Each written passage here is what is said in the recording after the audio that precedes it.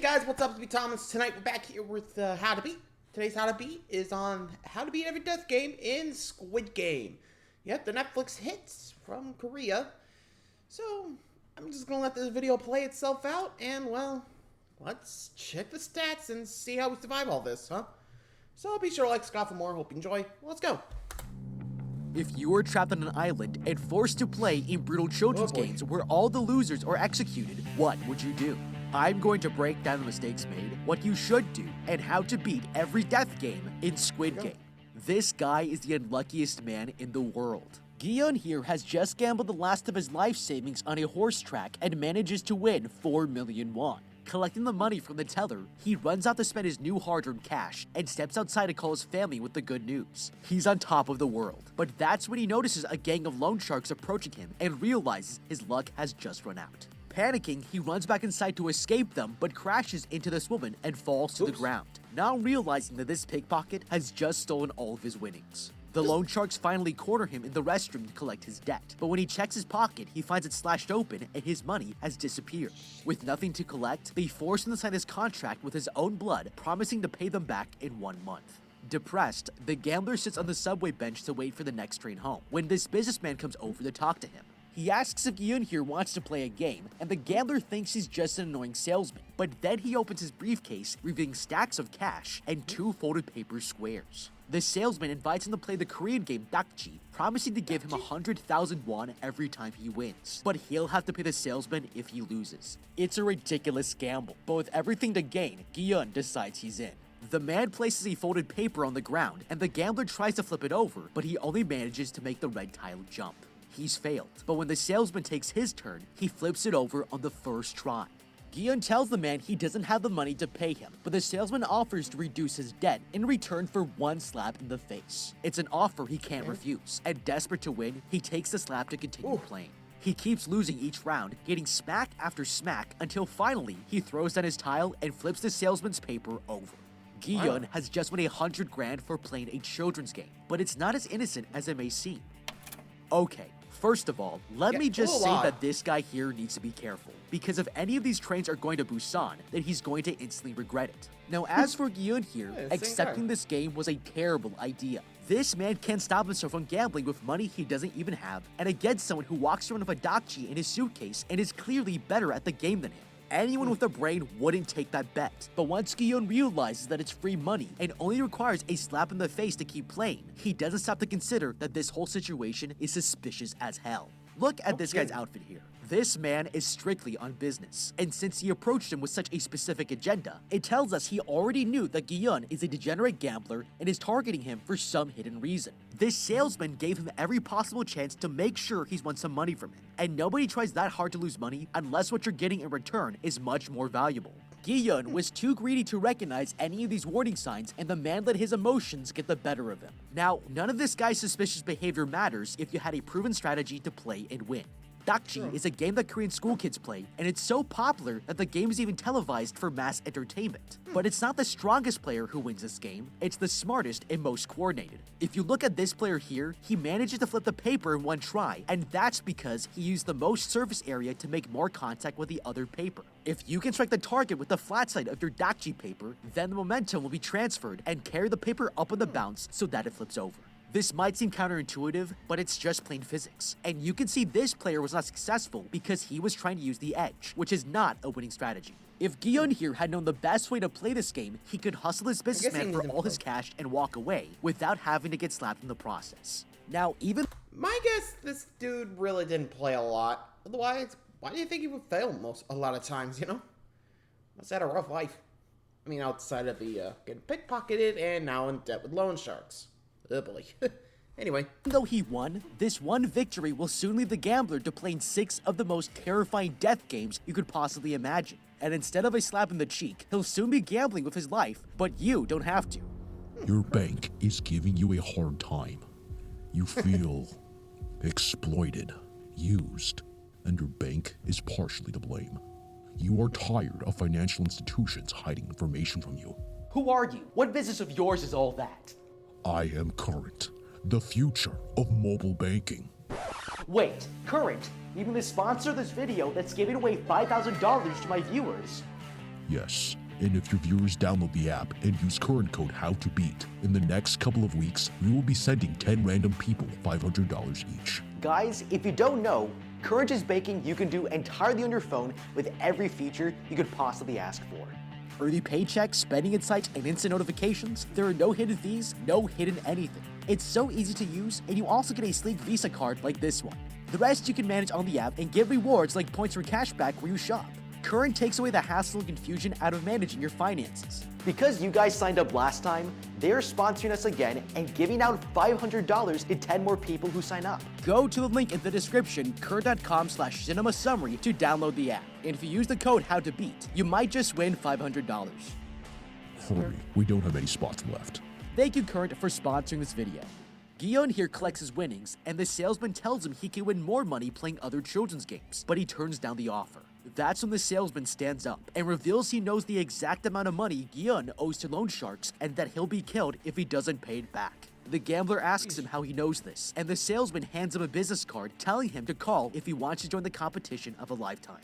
Guillaume considers his offer, but this will be the biggest mistake of his life. Celebrating his newfound luck, he returns back home to have dinner with his mother, but the woman knows the money came from gambling. She tells him that his ex-wife is planning to move to America, and he'll only be able to see his daughter if he has the finances to prove he can care for her. Guillaume is devastated, and realizing she's right, he decides to call the number on the business card, telling the salesman that he accepts his offer to play another game. Later that night, he waits outside to be picked up when a van pulls up to the sidewalk. Getting inside, he begins to notice that all the other passengers are asleep. But when the van starts to fill with toxic gas, the gambler realizes he's just f***ed up big time and gets knocked unconscious. When the man opens his eyes, he wakes up to find himself lying in a bunk bed, surrounded by hundreds of others and cots just like him. They're all wearing uniforms with numbers on them, and as everyone gathers in the center of the room, the front door opens, and a team of guards walk inside.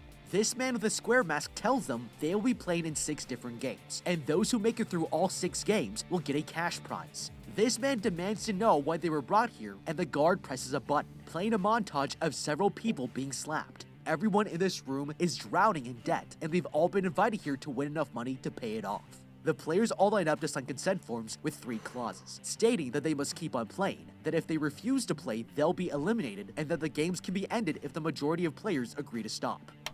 Okay, there's nothing more dangerous than a room full of desperate people who have nothing to lose, and that's why the real threat are these players, not just the games. From the video that was played, we can see the Dakji salesman use the same trick on everybody, and they've only invited players who are willing to gamble money they don't have on a game they're unlikely to win. It's textbook psychological manipulation, and it proves this wasn't a game for cash. This was a test that everyone in the room passed, and now they know what we're willing to say yes to, which should scare the crap out of us. If we all agreed to play for more money, then we can be sure that the penalty for losing is going to be a lot worse than a few slaps. Now, if you pay close attention to the details of this place, you'll realize that Guillaume here is about to have a really shitty day, because this place looks like a death camp designed by IKEA and H&M. Even refugee camps don't stack their bunks 6 beds high, and everyone is given a uniform with a number instead of their name, so their identities have been stripped from them, and it's an immediate red flag that this is going to become a death game. If prison rules apply here, then there are 455 other people who might kill you to get ahead, and it won't matter what game we're playing. The best strategy right now is to lay low, stay quiet, and observe our surroundings to gain more information to make sure we have a competitive advantage. A key thing to notice here is that these guards have different shapes on their masks, but this could indicate different work roles. The circles could be workers, and the square mask could be a manager of some kind. Recognizing power is extremely important because it helps you behave accordingly, and pissing off the wrong person just might get you killed. Now, signing this contract is the cherry on top of the death game here, because after being drugged against your will and kidnapped, this whole enterprise is completely illegal, which means the contract can't be binding. This is designed to create the illusion of choice and keep you playing, even when things start getting really f***ed up. The fact that nobody here has realized this contract is meaningless tells us they aren't prepared for what's about to happen next. After being processed, they're all taken to their first game, entering an outdoor room with a massive clearing, and in front of them is a giant doll standing at the other end of the field. Guillaume here recognizes one of the players as his childhood friend Sang-woo and walks up to say hello. Suddenly, the gates behind them lock shut, and the competitors are told they'll be playing the children's game Red Light, Green Light. Players must run to the finish line while the doll looks away, but if it looks back and catches them moving, they will be eliminated. They have only 5 minutes to cross the finish Don't they line, usually and have with to go that, back? the game begins. The players start running across the field, but the doll suddenly announces red light before anyone expects it, and this player is caught completely off guard. It spots the man still trying to catch his balance, and a voice announces that he's eliminated. Suddenly, a gunshot rings out, and the player collapses to the ground, motionless. He's just been shot dead, and realizes they've been tricked into playing a death game. Everyone starts running for the exits, but the doll is detecting every movement, and bullets start flying. By the time the shooting stops, over 100 people have been murdered, and the surviving players are left frozen in fear. The doll turns its head back, announcing its green light, and the group starts moving again, determined to make it out of here alive. Using this guy like a shield, this girl cleverly falls behind another isn't that player the to same hide pit herself buck? from the doll's sight. It's the same girl who stole the gambler's right. money earlier when he was running from the loan sharks, and without hesitation, she pulls the man down to launch herself ahead of the pack. Guillaume here tries to move forward, but he's grabbed by an injured player who begs him for help. One wrong move, and he's going to get him shot. But luckily, the doll turns back around just in time, and he breaks out of the man's grip. There's now 1 minute left, and the players are finally starting to reach the finish line. The man is only a few meters away from beating this game, but just as he takes a step forward, he trips over a dead body. He's about to fall on the ground, but another player saves his life, holding him up until the doll announces green light. With only 3 seconds on the timer, Guillaume jumps through the air and finally makes it across the finish line. The remaining players who haven't crossed are all brutally shot to death, and the survivors look up to notice a massive roof close overhead. They have no idea they're on a private island in the middle of nowhere, and the only way out of here is to win. That's 1 game down, with only 5 more to go. Okay, this is the most horrifying children's game I've ever seen. But 001 here is having the time of his life because he understands something that everyone else is too scared to realize. This game isn't just about speed, it's about how much ground you can cover with enough stability to freeze at any given moment. With this in mind, true, the you never best know. method here is to walk with feet flat on the ground and a wide stance so our center of gravity stays low and stable. This old man was born for this moment because he moved with a very stable gait, and it's the best example of how everyone here needs to walk if they want to make it out alive. Now, we can't afford to be frozen in shock like Yun here because there's a lot of ground for us to cover in a very short time. This room is designed to deceive you into thinking it's smaller than it is. But there's a trick we can use to gauge the distance so that we know how fast we need to walk to reach the finish line before the clock runs out. Taking advantage of parallax and anatomy, you can actually use your thumb to figure out the length of the field. The space between your eyes is about 1/10 the length of your arm. So if you stuck your thumb out, closing one eye after another, your thumb would appear to move 1/10 the distance as the guards are from where you're standing. You can actually try this right now by sticking your thumb out in front of you and closing one eye and then switching to the other eye to see your thumb move. If you do the math here, this trick tells us that we're at least 100 meters away. That means that this place is roughly the length of a soccer field. So if we want to make it across in 5 minutes, we can't afford to waste even 1 second. One of the biggest mistakes you can make here is looking at the doll instead of watching where you're placing your feet. It's important to remember that we aren't responding to visual cues here, we're listening for red light, green light. We can't risk tripping or accidentally losing our footing, so watching our feet helps us shut out unnecessary information so we can concentrate on stability while keeping our ears out for the signals. The next thing I would do is try to protect myself, and there's nothing more safe in a death game than finding a good old-fashioned meat shield. If we position ourselves behind another like person, 67 then it makes it much harder for the robot to detect any movement if we happen to flinch at a gunshot or react to another player dying close by. So walking behind someone is the best insurance we have to hide it. Now, the most dangerous element of this scenario is actually the other players trapped in here with us. We have to realize that we are extremely vulnerable to anyone who wants to kamikaze their way out of here. If you get pushed over, then they're taking you out with them, and it only takes one tiny movement to get you killed. So we'll need to stay far enough away from people that they can't interfere with their progress. The best way to do this is to position yourself along this wall. Natural human instinct is to seek comfort in crisis, and they might be drawn to the shade here, so to avoid the other players, I would use the sunny side of the wall instead. This also gives us another point of stability to help us stop in time, and we can make it to the finish line without getting killed. After the game, Yeah, that was nuts. Like, if I saw that, I'd probably be making sure, like, I dodge, like, the other players. Like, I don't think it works unless you're, like... Yeah, that first shot's probably going to be the most, crazy. But also, I'd probably be thinking, okay, we got to have some people on side. Because you saw, like, 001, like you said. Way too comfortable, Sheesh. Not good, I'm just saying. Anyway, let's keep going. the guards come in to congratulate the survivors on passing and announce Travis, that huh? 255 players were killed.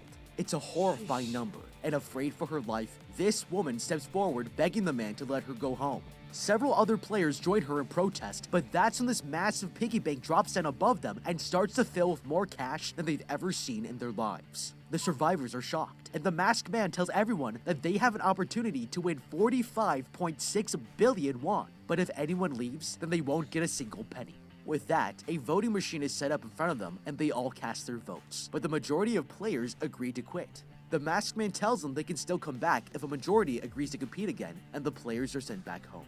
Now it turns out that every single one of them realizes their lives outside are much worse than they remember. And Guillaume here returns to keep playing, but they're all going to instantly regret it, because this next death game is even more screwed up than the last.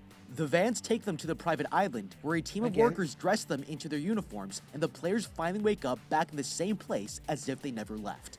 Later that night, Guillaume talks with his childhood friend and suggests they team up for the next game to increase their odds of winning. The man agrees it's wise to join forces, and spotting the player who rescued him last game, the gambler insists this man join them too. That's when the old man asks if he can also be a part of their team, and Guillaume happily accepts him into the group, but his friend is not happy he invited someone so old to join their team. The next morning, all the players are led into a new arena, and as they pour in, they find an oversized playground in front of them. A voice instructs them to line up in front of one of the 4 shapes on the walls, and their choices are a circle, triangle, star, and umbrella. That's when Sang-woo here has a flashback to his childhood, and suddenly realizes what this game is, but the man doesn't tell anyone what he's just discovered. Guillaume here asks him if they should all choose the same shape, but he rejects the idea, suggesting they should split up to reduce the risk. Finally, the doors open as the announcer instructs them to take a case from the tables, and the players find a thin piece of hard sponge toffee with a shape in the middle. They'll have to use the needle to poke out the shape in 10 minutes, but if they crack it, they'll be executed. The game begins, and Guillaume here carefully starts breaking off pieces of the candy, but another player immediately cracks his honeycomb in half. Without hesitation, the guard pulls out his pistol and shoots the man dead, making him the first casualty of this game. It starts a chain reaction, as more people are executed without mercy. Guillaume is sweating from the pressure. The umbrella is the hardest shape to cut, but suddenly the man has a revelation. Seeing the beads of sweat falling onto the candy, he realizes he might be able to melt it with his saliva from the bottom, because the outline of the shape is thinner than the rest of the honeycomb. He starts to lick the toffee while other players begin to follow his lead, and with 12 seconds left on the clock, Guillaume desperately breaks apart his honeycomb, perfectly removing the umbrella from the mold. Despite all odds, he's won again. That's 2 games, with 4 more to go. Okay, this might seem easy, but if you pick the wrong shape in this game, you have an extremely low chance of surviving. For those of you who are unfamiliar, this candy is known as taekwondo, and removing the shape without cracking it is a very common game that Korean vendors play with kids, which is why the players recognized it as soon as they opened their tin cans. It's made out of melted sugar and baking soda, creating a unique structure inside, which makes it hard to predict how it might crack. In fracture mechanics, this is known as strain energy, and when it releases, other microcracks start to spread, making it crumble more easily. That is exactly what makes this game so challenging, because as careful as you are, it just might make your candy crack on you without warning, and you'll be shot in the face. The more sharp angles there are in the shape, the more you are likely to break it, and that's why Guillaume here is completely screwed, because he chose an umbrella which has the most angles by far. This teammate here told everyone to split up to spread out the risk, but if you think about it, his suggestion is total bullshit. Spreading out just makes it harder for the group to work together, because they won't be facing the same problems. For this reason, I would have suggested that we all select the same shape so that whatever solutions we can find, we can all benefit from them and win. It's clear that this guy is intentionally trying to get the other players killed in order to increase the prize pool for himself, and that's cold-blooded as hell. Now, there's still a way to increase your chances of choosing the right shape without knowing what the game is. Look at how these first 2 players rush in to select a shape before anyone else. Both of them chose triangle, and when nobody's supposed to know what the game is yet, it probably means they recognize the game from their childhood. Now, this doesn't guarantee that triangle is the best choice, but given they are so sure of themselves when the stakes are life and death, it's not unreasonable to assume that someone this confident has probably figured something out. If the players were unsure of their decision, they would take more time to think about it, and if you have no idea what the game is, following their lead is going to be your best option. Now, if it just so happens that we get stuck with the worst shape possible, there's still hope here, because the rules never stated that you could only use the needle, and that opens up a lot more possibilities to win. Using your saliva is a smart move, because getting it wet makes the candy softer, and you'll be able to cut the shape out without cracking it. This might seem obvious, but under a crazy amount of stress like this, it's hard to see other solutions if you're already told how you're supposed to solve them. And most of the players here were so fixated on using the needle, they didn't stop to think outside of the box. This is actually very similar to the candle problem, which was a famous psychological test in the 1950s. The subjects were given a table, a box of thumbtacks, some matches, and a candle. They were then instructed to stick the candle to the wall without letting any wax drip onto the table, but they have to come up with a solution as fast as he possibly can. What's interesting is that most of the participants didn't consider that the box itself could be used to solve the problem until their time ran out, and it had everything to do with time pressure and how the items were presented to them. We can learn from this by considering all the tools we have to work with, but none of these players realized they might be able to use the tin can here to solve their problem. Instead of licking the candy to death, they could have used the can to collect their liquids and soak the bottom of the candy way faster. All the players go back to the main room where the results of the second game are announced. 79 people were killed with 108 left standing, and that's now 34.8 billion won in the bank. Later, the players will gather for lunchtime, but when the last of them walk up to get food, they're shocked to find there's nothing left. Angry, the man yells at the guard for being unfair, but suddenly this girl stands up and points across the room, telling everyone that these players here cut the line to take seconds. The man walks up to the gangster and tries to pull the water out of his hand, but he's overpowered and the bottle shatters on the floor. Furious, this guy slaps him to the ground and starts beating him to death as the guards do nothing to stop him. All of a sudden, the scoreboard announces another player has died, and the total cash prize goes up by 100 million won. A couple of guards walk in to take the body away while everyone stares in horror, realizing that this game just got a lot more dangerous. Later, Sang-woo here tells his team to stay awake tonight in case they're attacked. The other groups are preparing for a fight, but Gi-eun here notices this girl across the room and recognizes her as the pickpocket who stole his money. The man approaches and invites her to join the team, but she rejects his offer, insisting no one here can be trusted. That night, they all get into their beds and nervously wait for the guards to leave the room. Once the lights are turned off, several people slowly begin to leave their cots, searching for an easy kill. Suddenly, this player panics as the thug grabs her and stabs the woman to death. This one murder causes a chain reaction, and all the other players begin killing each other for cash. Gi-eun and his team try to defend themselves, but that's when they hear the old man begging everyone to stop fighting. And when the lights turn back on, the guards run into the room, putting a stop to the madness.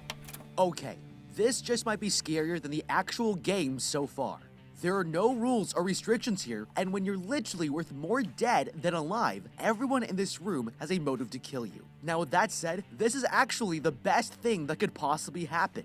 There were a total of 27 players who died in the chaos, and while those are better odds than any of the death games so far, this wipes out a lot of the competition that we would otherwise be facing in the next challenges. All we have to do is survive the night, and the other players can kill each other off for our direct benefit. The best strategy here is to run to the corner of the room and defend your position with a group of friends. This might seem counterintuitive, but when it's completely dark and you can't see who's coming for you, being cornered in like this leaves you with only 90 degrees of vulnerability. And that's much better than being in the middle of the room where you would have a full 360 degrees to be attacked from. If you don't have a group, then we should be hiding under one of the bunk beds as soon as the lights go out. The killers won't be able to look for anyone in hiding because it's too dark to see. So this just might be the only time I'll ever tell you that hiding under the bed is a good idea. And hey, I don't mind being called a coward if we end up outliving everyone else as a result. The next morning...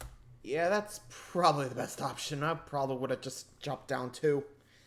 Just slipped under the bed. I mean, hey, they can't see me, so... Makes sense. Anyway... all the players wake up, but Gi-eun here notices how tired the old man is and finds out he stayed up all night watching over the team in case someone attacked them. He's exhausted, but there's no more time to rest because the third game is about to begin. The players are led into a white room where they're told to divide themselves into groups of 10. Sang-woo here realizes that a team game could mean it's a physical challenge, and thinks they should find stronger men to join them. The group splits up to search for more players, but with time running out, they only manage to bring in the outcasts, realizing that 3 skinny women and an old man could put them at a severe disadvantage. The groups are taken into another room where they see 2 massive platforms, and they're told that today's game is tug of war. They'll need to pull on the rope until the other team falls off the platform to their deaths, and the guards draw lots to decide who will go first. When it's finally their turn, Gi-eun and his team stand up to see who they'll be facing, but find that their opponents are all stronger than them. They're completely outmatched, and know they won't be able to beat them with brute force. But as they ride the elevator up to the platform, the old man tells them he knows exactly how to win. Gi-eun takes a position at the front to act as a leader, with the strongest player at the very back. The group stands on alternating sides with their feet pointed forward, and as soon as the game begins, they all lean back as far as they can, using their whole body to pull on the rope. With this technique, they're able to get the advantage within the first 10 seconds and tug the other team closer to the edge, but it doesn't last for long. Their opponents gain their second wind, and the group loses their footing as they're dragged closer to the edge of the platform. But that's when Sung-woo here has a brilliant idea. He yells at everyone to take 3 steps forward at his signal, and with no other plan, they do as he says. The group steps forward, knocking the other team off balance, and it sends them tumbling to the ground. Now with the advantage, Gi-eun's team is finally able to pull the others off of the platform, and as the blade cuts through the rope, the players collapse, just happy to be alive. That's now 3 games they've won, and there's only 3 more to go. Okay, for anyone who's picked last in gym class, this one has got to bring back some painful memories, because it's immediately clear that the biggest and strongest players are going to dominate in this game. If you're weak or old like these guys, you're at serious risk of getting your whole team killed. Now, I'm not going to say that they won just because they had plot armor, but if I were them, I'd be looking for every possible way to cheat. Because of the players we have, it's going to be our best chance at surviving. Now, the truth is, this isn't just a children's game. Tug of war used to be in the Olympics from the years 1900 to 1920, and to this day, the International Olympics Committee still recognizes it as an official sport. If this seems like trivial information, I assure you it's not, because unlike silly children's games, an official sport has tons of rules, with governing bodies to make sure that the game is being played fairly. The reason this is important is because these rules are created to prevent teams from gaining an unfair competitive advantage. Now, if that doesn't put a smile on your face, then you're not paying attention. Because in a death game like this, unfair competitive advantages are everything we could possibly want to stay alive. In a death game, official sport rules are basically a gift-wrapped instruction manual for how to cheat and win, because the workers are not going to be holding a training camp on proper tug-of-war techniques, and there's no referee on this platform. If we know what the official rules are, then it's reasonable to assume that we can break them without getting punished for it. The first rule I would break is called locking. This is usually done by placing your elbow behind your thigh, and it locks up any back and forth movement in the rope. Normally in tug of war, your hands are the only point of contact with the rope, and it means that your arms are doing a lot of work. But locking helps you easily use your entire body's weight to pull with, and this rule break makes it much harder for the other team to win. Another form of cheating is for the player in the back to use what's called an anchor grip, where they wrap the end of the rope around their torso. This allows the last player to concentrate on using his full body to pull without even needing to place his hands on the rope. There are tons of tug-of-war rules that we can break here that will give us an unfair advantage, and it's the best way for a team like this to win no matter what. Now, if we're about to lose, we're going to need a Hail Mary tactic, and the best thing we can do is to have the whole team shift to one side while the player in the back ties the rope to this metal bar here. This doesn't violate any of the rules stated by the square mask, and if we keep pretending to pull while letting our arms recover, the other team will have no idea we're cheating and they'll blow their muscles out. These anchors can also be used as footholds instead of relying on the friction of the floor to push off of. The next morning, the players are brought to another room where they're given instructions for the next game. They will need to pair up with one other person, and they have 10 minutes to find a partner. The players immediately start looking for anyone that will help them win, but Gi-eun here notices that they're all ignoring the old man. Approaching him, he reaches out a hand offering to be his partner, and the two join up. By the end, the only person who doesn't have a partner is this woman, and with an odd number of players, everyone else leaves for the game, while she's dragged away by the guards. Inside the arena, the players are led through a room that looks like an old Korean neighborhood, and are each given a pouch filled with 10 marbles. The old man tells his partner that he was good at playing with them as a kid, but makes him promise to be ganbu, best friends, if he wants a chance to survive this game. Suddenly, an announcement tells the players they must use the marbles to play a game of their choice and take all 10 of them from their partner in order to win. Sung-woo here decides to play a game of odds or evens, and his partner has never played before. But after only a few rounds, Ali here manages to get the better of him, winning all but one of his marbles. The man is devastated, and he begs his partner to help him survive, asking for one last chance to play against the other teams to take their marbles instead. His partner decides to trust him, and that's when Sung-woo asks for the man's pouch. Placing it under his jacket, he secretly switches it out with his own before stripping his shirt to create a sling. Hanging his pouch around the man's neck, he tells him to go searching for others to play against, and the man leaves. With his partner gone, he puts his last marble in the full pouch he stole and hands it over to the guard, becoming the winner. It's a filthy trick to play, but he did what he needed to survive. Meanwhile, Gi-eun plays against the old man, cheating in each round until he's down to one less marble. Realizing he's about to lose, he decides to surrender to his best friend, and Gion breaks down in tears. With all 10 marbles, he walks away the winner as the old man gets killed, and with 4 games down, there's only 2 more to go. Okay, this death game has a lot more possibilities than any of the other challenges, because for the first time, we get to choose how we want to play. Now, the danger here is that there's only 30 minutes on the clock, and if your partner refuses to continue, you'll run out of time before you've won all their marbles, which will get you killed. Playing a single all-or-nothing round will solve this problem, but it's a risky strategy, because if you lose, there's no way to win your marbles back. Now, these guys here are playing the game odd or even, where your opponent guesses if the number of marbles in your hand is odd or even, and if they guess right, they get to take them. Winning this game is based on pure chance, and for someone as smart as Sang-woo here, he should have realized that this game would give him no way to use strategy to gain an advantage. Instead of games of blind luck like this, we should be looking for something that your opponent thinks they can win, but that you know you can win. And for that, there's nothing better than an ancient Chinese game called Nim. This game has been around for centuries, but what makes it special is that there's actually a proven strategy to guarantee a victory. If you're not familiar with the game, this is how to play. First, we combine our 20 marbles together into a shared pile, and take turns removing either 1 or 2 marbles at a time. Whoever removes the last marble gets to keep all of them and wins the game.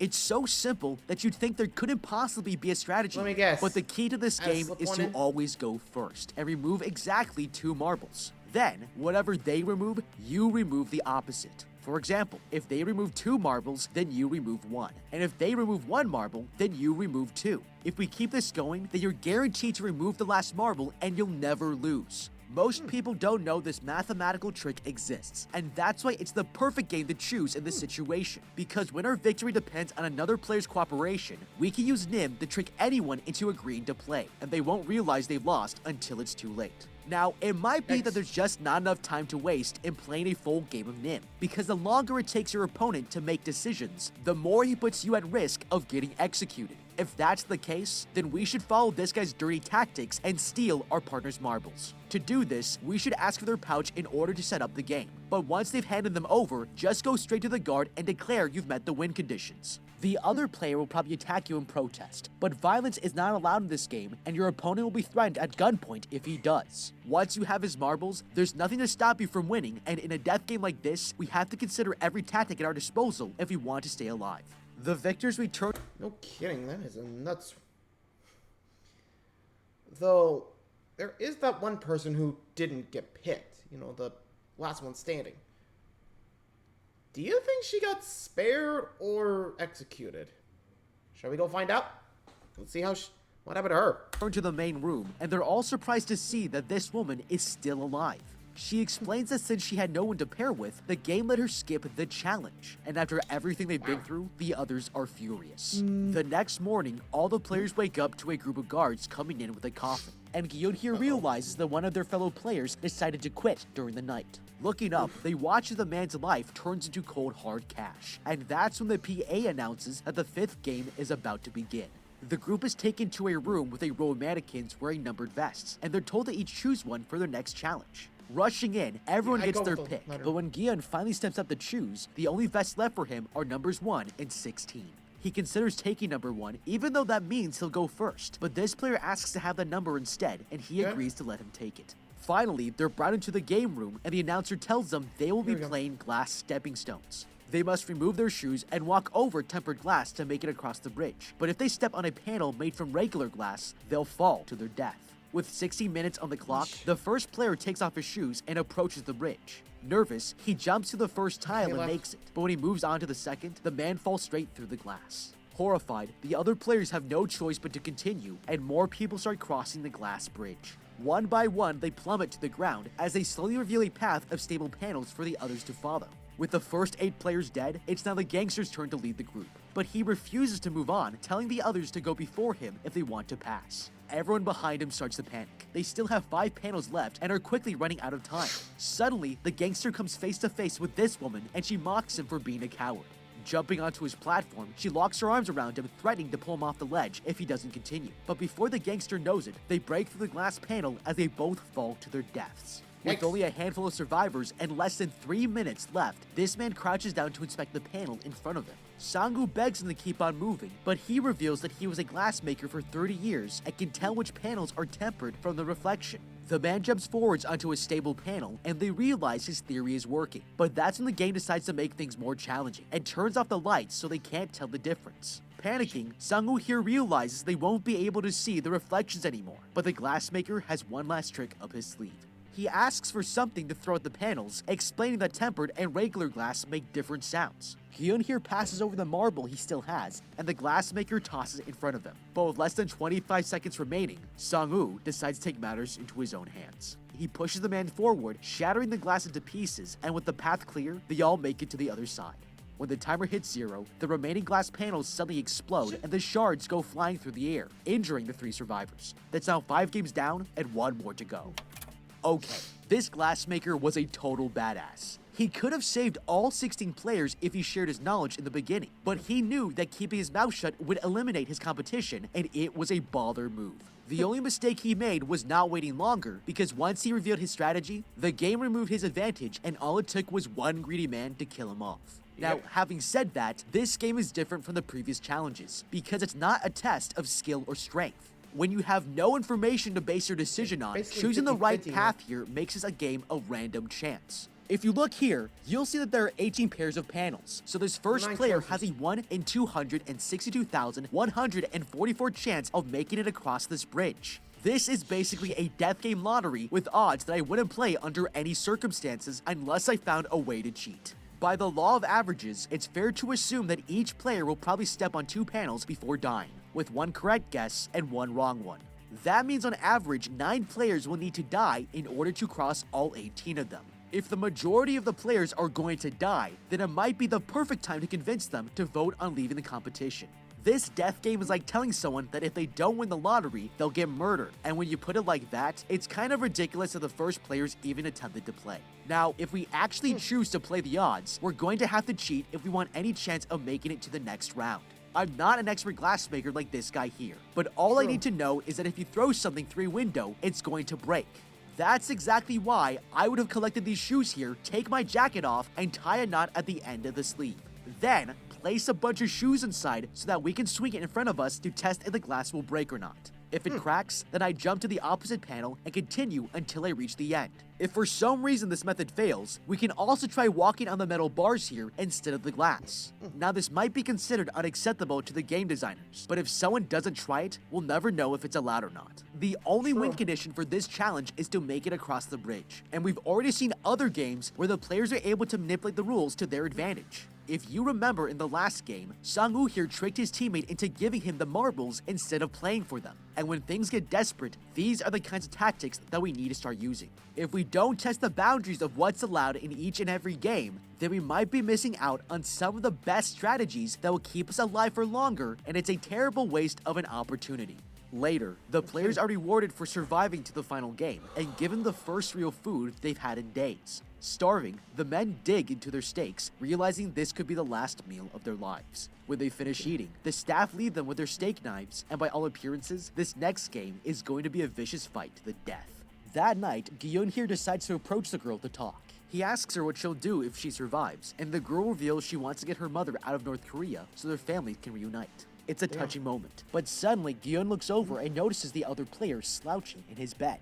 He's fallen asleep, and the man realizes he's got the perfect opportunity to kill him. Pulling out his steak knife, he's about to step forward when the girl stops him, insisting he shouldn't play this way. He hesitates, but the man knows she's right and puts the knife away. That's when he hears the girl gasping and turns around, shocked to find her leaning over in the bed, and realizes she was injured by the flying glass in the last game. Worried, he runs over to the front door and screams at the staff to treat her wounds. To his surprise, the lights suddenly turn on as the workers enter the room carrying a coffin, but they aren't here to help. Gi-yeon looks behind him and sees Sang-woo standing over the girl's bed, and his knife is soaked in her blood. Furious, Gi-yeon goes to attack him, but a guard intervenes, shoving the player to the ground, and as he screams in fury, the coffin closes over the woman's body, leaving the final 2 players left with one last game. Okay, this was devastating, but we all should have seen it coming. Sang-woo here has managed to stay alive because he's the most cold-blooded player in the game, but that's why he was 100% correct to kill this woman. He realized that with 3 players left, there was a huge risk that if the others banded together, they would have a majority. Using the 3rd clause of the contract, this will let them force a vote to quit the game, and he wouldn't be able to stop them. If it were me, I wouldn't let that happen under any circumstances because we've come way too far to give up now.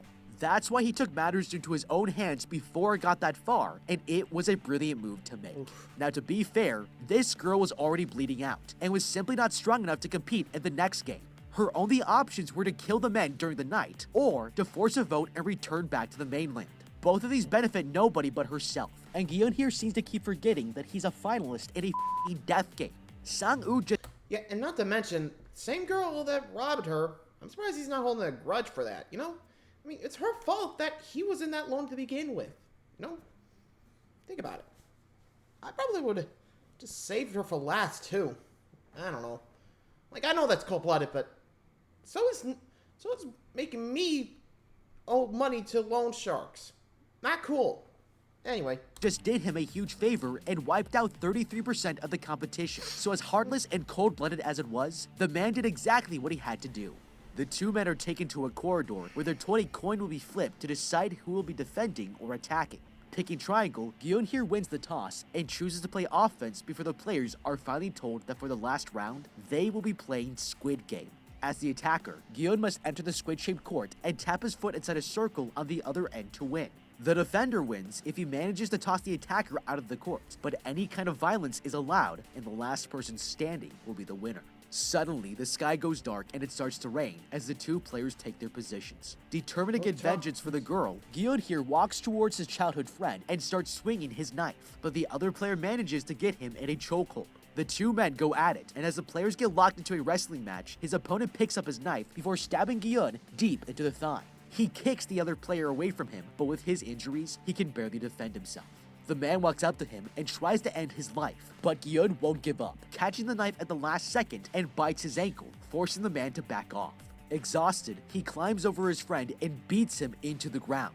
Sang-woo is too weak to continue, and even though he has the perfect opportunity to kill him, Gion spares his life. Getting onto his feet, he asks the guard about clause number 3, and if they are still allowed to end the game if both players agree to quit. He then offers a hand to his friend, telling him they can both go home, but the man decides to sacrifice himself, letting Gion win by default. He's completed all 6 games and earned 45 billion won, but has just lost his friend in the process. Okay, Sang-woo took the honorable way out, but to be fair, this guy had it coming to him because he was just about the worst childhood friend you could ever ask for. No kidding. First of all, he tricked Gion into picking an umbrella in the second game, knowing that it might get him killed. And he also stole his other teammates' marbles, which was downright disrespectful. Now, having said that, we cannot get emotional like Gion here, because this kind of behavior will backfire on you quickly. He's furious that Sang-woo killed the girl, but it's distracting him from his priorities of staying alive and finding strategies to win this last game. Now, if the man had kept his cool, he would have noticed that on the walls of the room were images that told him exactly what the next game would be. These pictures have been here the whole time. And if Gion had noticed this drawing of the Squid Game court with only 2 players inside, with that kind of evidence, all you need to know is how to play Squid Game to figure out what tactics will give us our best chance to win. So let's break down how this game actually works. First, there are 2 sides, an offense and a defense. The attacking players begin the game by trying to run across the court here while the defender tries to stop them. If they succeed, the game enters stage 2, and the attacker must run through this narrow gap and break the defense, but only wins by tapping his foot on this tiny space. Lastly, if he gets pushed out of bounds by the defender, then he loses. Now that you know the rules, imagine if you're the attacker trying to run through this gap. Except this time, the defending player here is holding out a steak knife. This is why choosing to play offense is a terrible strategy, because they're actually not playing Squid Game at all. They're playing a new game called Kill Your Childhood Friend. The fact that they are both given steak knives completely changes how we should be thinking about this. To put it another way, if sumo wrestlers were allowed to use steak knives in competition, they would have to completely change their regular strategies in how to play and win. In this scenario, Gion has to make it through this tiny opening without getting stabbed, but all Sang-woo has to do is push him out of the court or kill him. Choosing the defender is going to give you a better chance to win, because the knife makes it almost impossible to enter the gap without getting seriously injured. If I were him, I would even try standing where the opponent is supposed to tap his foot. This lures the attacker closer to the edges of the court here, and we might be able to throw him out of bounds to win the game. It doesn't require nearly as much energy, agility, or endurance as the offensive player needs to have, and that's why Gi-hun made the worst possible choice. Now this is not Yeah, the he got only mistake that he made, because even while the game was being played, he was so caught up in gaining revenge that he completely forgot the main objective. This man had several opportunities to run through the gap and tap his foot on the circle to win, but he completely ignored it and continued fighting. It's the same problem he had at the beginning with the Dakji player, because when he finally won and flipped the paper, he was so caught up with his emotions that he wanted to return the slap and forgot that he was playing for 100,000 won. It's Gi-hun's worst character flaw, and it nearly cost him his life. He's taken back to the mainland and dumped on a sidewalk with a special debit card as a reward. When he puts it into an ATM, he discovers it's full of the prize money from the death game. 1 year later, Gi-hun here is miserable and hasn't touched any of the money he won. But as he's sitting on a riverbank, a woman asks him to buy one of her flowers before they wilt. He pays for a single rose and she gives it to him, but then he discovers an envelope was attached to it with a pink ribbon. Opening it, he finds out it's a Squid Game business card from the old man, inviting him to a reunion in the city. Going to the address, he enters his building and is shocked to find the old man lying in a gurney. He's somehow still alive, and Gi-hun demands an explanation about who he is. The old man tells him he created the death games, and the only reason he joined was so that he could feel like a kid again. Gi-hun is completely disgusted, but the old man dies before he can answer any more of his questions. Several days and one crazy haircut later, he's traveling to the airport to visit his daughter when he spots someone slapping a guy on the platform, and he realizes it's the Dakji player who gave him the business card. Furious, he runs over to the other side of the tracks to confront the man, but he's already gotten the train and left. Gi-hun here walks up to the person he was playing with and sees he was given a card. Taking it out of his hands, he discovers it's an invitation to the death game. Later, he's about to board his plane and decides to call the number on the card. He demands to know who the kidnappers are, but the person on the other end tells him to get on board. That makes Gi-hun furious, and he turns back around, deciding to stop the Squid Game before more people get hurt. But what do you think? I mean, it does set up a good way to continue the story, though. I think with what's going on here, I'm not too sure when we'll look at that season 2.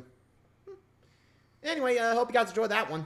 Let me know what you guys think of Squid Games. Till next time, adios.